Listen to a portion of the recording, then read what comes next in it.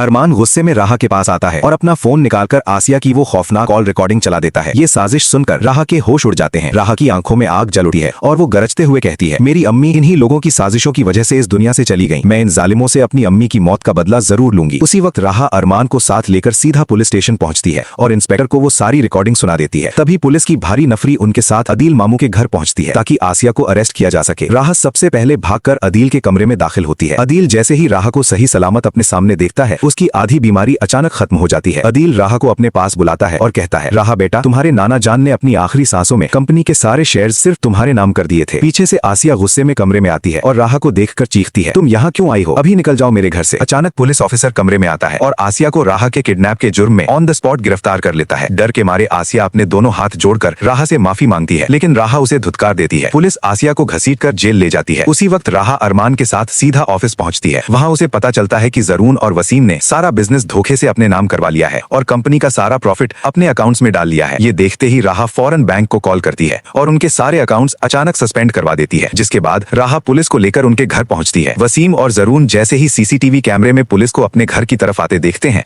उनके होश उड़ जाते हैं। दोनों डर के मारे पीछे के दरवाजे से निकलकर अपनी गाड़ी में बैठते हैं और रोड की तरफ तेजी से भाग निकलते हैं, लेकिन अचानक रास्ते में उनकी गाड़ी का एक भयानक एक्सीडेंट हो जाता है। बतूल को जैसे ही इस दर्दनाक एक्सीडेंट की खबर मिलती है, वो रोती हुई राहा को बताती है। सब लोग फौरन हॉस्पिटल पहुंचते हैं। डॉक्टर बाहर आकर कहता है, हम वसीम साहब की जान नहीं बचा सके और जरून की हालत बहुत खराब है। अब वो न कभी बोल पाएगा और न चल पाएगा। जरून की ऐसी हालत देखकर सब दंग रह जाते हैं। उधर अदील की तबीयत पूरी तरह बेहतर हो जाती है और वो अपना सारा बिजनेस खुशी खुशी राहा के हवाले कर देता है। हॉस्पिटल में जब जरून को होश आता है तो वो टूटे हुए अल्फाज में राहा का नाम पुकारता है। राहा उसके पास आती है तो जरून रोते हुए अपने गुनाहों की माफी मांगता है। सब लोग वापस घर आते हैं। तभी कबीर उसके पास आता है और प्यार से अपनी बेटी के सर पर हाथ रखकर कहता है, राहा बेटा, तुम्हारी अम्मी की आखिरी ख्वाहिश थी कि तुम अरमान से शादी कर लो। उसने हमारे मुश्किल वक्त में हमारा बहुत साथ दिया है। अपनी अम्मी की आखिरी ख्वाहिश सुनने के बाद राहा फौरन अरमान से शादी के लिए तैयार हो जाती है। अगले ही दिन कबीर मौलवी साहब को घर लेकर आता है। अरमान और राहा खूबसूरत निकाह के जोड़े में आते हैं। मौलवी साहब दोनों से पूछते हैं, क्या आपको ये निकाह कबूल है? दोनों खुशी खुशी कहते हैं, हमें कबूल है। निकाह मुकम्मल होते ही कबीर अपनी बेटी को रोकर अरमान के साथ रुखसत कर देता है। अरमान राहा को गाड़ी में बिठाकर इज्जत के साथ अपने घर ले आता है। पीछे से अरमान की अम्मी जैनब उन दोनों के लिए प्यार से दूध लेकर आती है। अरमान और राहा सारी रात मोहब्बत भरी बातें करते हैं और एक दूसरे का साथ पाकर बहुत खुश होते हैं। अगली सुबह अदील अपनी पूरी फैमिली के साथ राहा के घर शादी का नाश्ता लेकर पहुंचता है। दोस्तों, क्या राहा ने आसिया मामी को माफ न करके